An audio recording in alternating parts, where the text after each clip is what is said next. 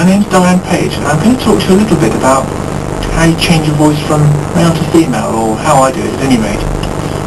Helps if you're a musician for this, from which I am, so I have an advantage. What I'm going to do is drop down to my normal male voice where I normally talk when I'm just speaking to people, which is round about here. And what you're looking for is to find the tonal centre of your voice. So you're looking for basically the middle note that you normally hit. You know, when we're talking, we're actually hitting lots of little notes. Probably doesn't sound like music, but we are actually sounding off lots of little different notes all the time.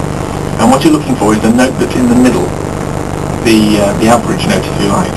And you sort of just have to sort of talk for a while, just sort of focus in, become monotonous, and try and keep it down to find the centre note. And I reckon it's about there. Okay, so I've got a note that I reckon is the centre of my male voice, and that sounds right, because I can go straight into it. So what I'm going to do to be female is to push that up, and in my particular case I have to push that up nearly an octave, which is 8 notes. You may find you don't have to push it as far, or you may have to push it farther, depending on how your initial male voice is. But I find if I get my tonal centre about here, and then I push it up an octave so it jumps from so I've gone up 8 notes. Excuse my dreadful singing voice. So what I'm going to do in a minute is I'm going to go to that note, and then I'm going to use that as the tonal centre for my next voice. So I'm going to jump from here, and I'm going to stay up here and find different ways of speaking at this particular level without actually honing in on that one note, because if you keep honing in on that one note, then obviously you'll sound like you're singing. So you have to take the fluctuations of your normal voice and transpose them, but shift the whole thing up so it sits around the new tonal centre. And that's really not that easy. It'll sound very strained and stretched, forced to start with, mine still does, and you have to also bear in mind that, you know, men tend to talk more on a monotone than women anyway, although that does depend on where they come from, and so you've got to always keep upping your voice, keep pushing it up to it so it hits that note, but then immediately come off it again, or even go higher, maybe squeal a little bit sometimes.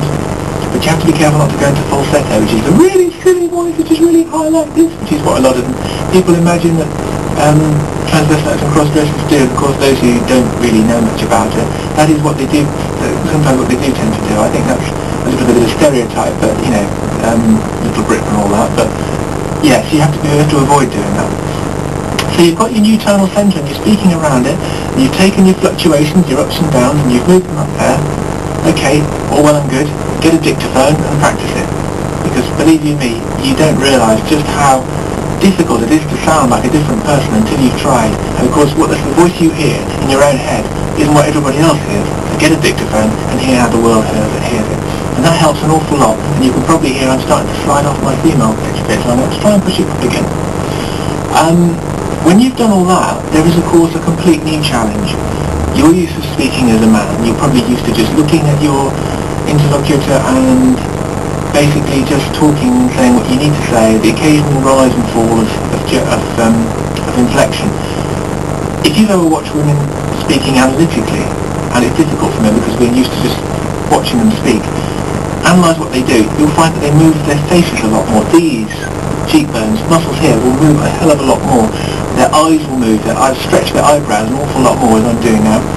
They'll toss their heads a bit more, they'll move more, they'll use their hands a lot more than men do. You need to copy these things.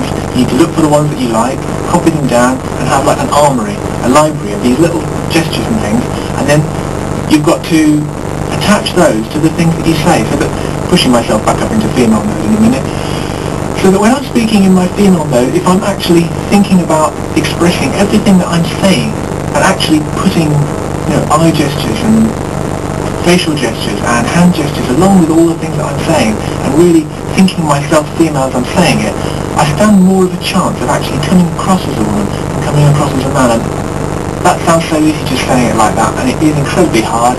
I watch people on the internet. There's a lady called Candy FLA who does that in Florida, and she was a man, and when she drops from her female voice to her male voice, it's absolutely incredible. It's about a 2-octave drop.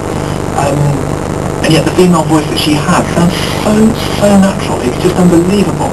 You can't actually, it's not until she drops to the male and you realise that sounds natural too, that you realise someone can actually have this dual, you know, schizoid split personality, which is, yeah, a bit strange, a bit disturbing. really, I think that's all there is to say at the moment, except for the fact that when they say practice it, and they do say, everybody says, don't do it for more than, say, 5-10 minutes to start with when you do it, because your voice will feel the strain, even if you don't think it's straining. You're pushing it, instead of coming from down below your voice box, it's coming from the top of your voice box, which you don't often use as a man, and you'll end up with a few sore throats if you don't take it easy. I think that's the one coming on now, so I'm going to sign off, okay? Thank you. Bye.